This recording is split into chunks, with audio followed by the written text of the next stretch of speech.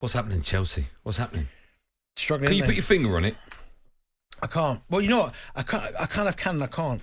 Because when you look at, certainly the way it started yesterday, I thought Chelsea again started the game really well. But I think when you're in them key moments in a game like yesterday and you're playing that good stuff, you have to capitalise in that period. You have to score a goal. That gives you the foothold in the game. I thought João Felix again was really, really good. But for me, Kai Havertz, centre forward, is not working. He's awful, isn't he? Okay, he's not He is awful. No, he's not awful. For the amount of money they paid, for the club he's at, for what he needs to do, he's still not awful. He's not returning. Okay, but he's not. Yeah, but he's not awful. He is awful. Okay, listen to it. He's not awful, but he's just not. I don't think centre forward is his best position. And like when you look at him play yesterday, everything was almost like reactive. Like he didn't anticipate anything. He was always a half a yard too slow. I genuinely think, and when Chelsea have got Aubameyang on the bench and they've got Fofana there as a centre forward, I'd try and just keep playing him. I know whatever's happened with Aubameyang, but you need a goal scorer on the pitch because it's almost like it's got to be the perfect goal for them to score. Yeah. But as I said, you have to capitalise when you're playing really, really well. And they didn't. And what happens? You look at the other end for Spurs. I know that the first goal, I'm trying to think, what was the first goal? Oliver Skip, I think the goalkeeper's got to do better. Smashed it from outside the area. Yeah, keeper's got to do better. But the Kane, 2-0, game's over. But for Graham Potter, he's got to find a way of getting goals because we saw the same thing at Brighton. Play all this attractive football, no goals. Graham Potter's won 1 of his last 11 in all competitions. Winless in February. 54 points available. He's got 21. They've won 5, drawn 6 and lost 7. They've only scored 16 and conceded 15. I mean, that's not Chelsea. Excuse me. Now, I don't really want to go too hard on Graham Potter. I don't know him. I've never met him. He looks a top bloke, right? Yeah. Looks really, really good lad. What he did at Brighton was just madness. I think he's a brilliant coach. I said when he got the job, I think it's too big for him. I think if you're a superstar club, you need a superstar manager for it to work. Having said all of that, it's not working at the moment, and the club have backed him many a time.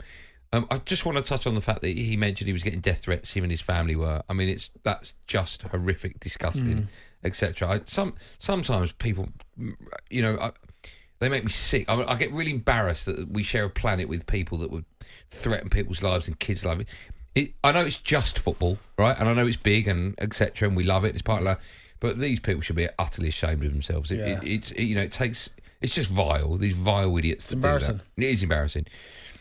But going back to Graham Potter and Chelsea's form, it's a results industry. I keep saying it, but I just can't see for the life of me Chelsea as a football club, or any club actually for that matter, sticking with a manager when they pay loads and loads of money, bring in lots of new faces, and it's not working. I mean, I can't think of any other club, can you, Bentley, where the club drops like a stone, right? They've got big aspirations, different if you're, no disrespect, but different if you're a Palace, right, than it is a Chelsea. Chelsea are expected to compete and win Champions Leagues. Well, that's what they're used to. You look at Chelsea, they're used to winning big trophies and competing, certainly with massive trophies. But, I mean, I can remember when Arteta was at Arsenal and he's under a bit of pressure and people were saying maybe the job's a bit too big for him. His run was nowhere near as bad as this.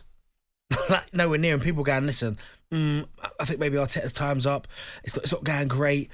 But listen, you stick with him and this is what happened. You could quite clearly see what Arsenal are trying to do now.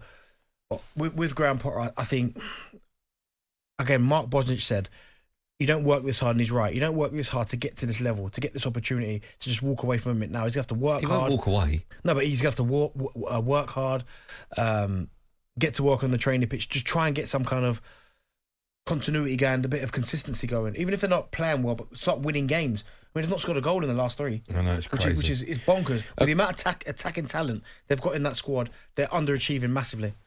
This is what text has come in. There's no name on it. It says it's a great question. Oh, sorry, Fred from Southend. If Graham Potter was still at Brighton, he had 1 win in 11. Do you think he'd still have a job? What was at Brighton? Yeah, he would. Do you think so? At Brighton? This kind of form, 1 win in 11. Winless in February at Brighton. Yeah, he'd still be there. Would he? Yeah, he would. Okay. Yeah, he would. Chelsea's a different animal. I know that. It's a different beast because under the old regime, he'd have been gone by now. He'd have been fired twice probably. Abramovich would have gone, no chance. Out you go. Fired next twice, one in. I like that. Next one in.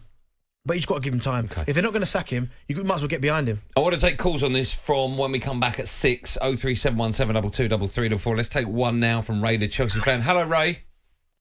Hello. Good afternoon. Hello, Ray. How are you? Yeah, fine, thank you. What would you like to say? Welcome to the show. Mate, I am gutted. I am sick. of Chelsea, the way they're playing, and losing to Spurs yesterday, mate. I didn't want to go to work this morning. Didn't want to go to work with the fans who were giving me grief. It's not a Chelsea thing that we lose like we do and we don't play the way we do. There's no pride, no passion, and we've got Leeds, I think, this weekend. What's going to happen? We play Leeds. And, mate, I can't see us being anything better until we get rid of Potter. Potter's got to go. The club, I said it from the beginning, the club is too big for Potter. Would you have sacked Tuchel or not? No, I wouldn't. No, mate. I was at Norwich a couple of years ago when Abramovich left, and we was all singing Tuchel, and he was with us. And that I'd bring him back tomorrow. If they said he's coming back, I'd walk from Harwich, where I live, all the way to London to shake his hand. I want Tuchel back now.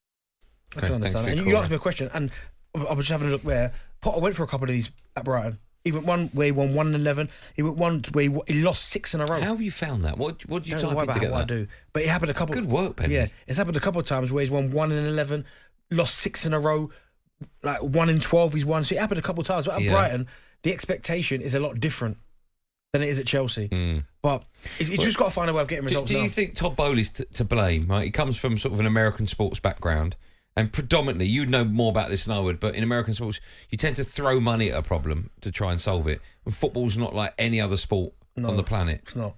And I look at some of the players that they've brought in, and they've been not necessarily the right. This Koulibaly was a strange one. Raheem Sterling, I like Raheem Sterling. It's not really working. He's playing him at wing. By the way, he's playing him at wing back. You know, What's that about? I do like Raheem because he's got Premier League experience. He's. I know, but play him in the front three, right? Yeah, I get that. I do understand that, but I think they've bought a lot of players, but at the minute, some of them are just not making an impact. I mean, but whose fault is that? That's not Graham Potter's fault. A little bit, because he's got to find his best 11, but it's a lot of like Enzo, I think looks good. Enzo Fernandez. Yeah, we should do for 115. Madueke, I quite like him, didn't play yesterday. Like Mudryk, at the minute, we also like cameo against Liverpool, and everyone was like, wow, this could be one of the players of the season. Yeah. Not done anything since then. No. Okay. Do you think Chelsea will stay with Potter to the end of the season? Ask me that again after the Dortmund game. Okay. If they lose that, you say no. Yeah, I think their season relies on that, right? Yeah. If they lose that, if they get there's past no that, Champions League football. then... Okay. talkSPORT Drive with Andy Goldstein. Monday to Friday afternoon from 4 on AM, on DAB, via the talkSPORT app and on your smart speaker. talkSPORT.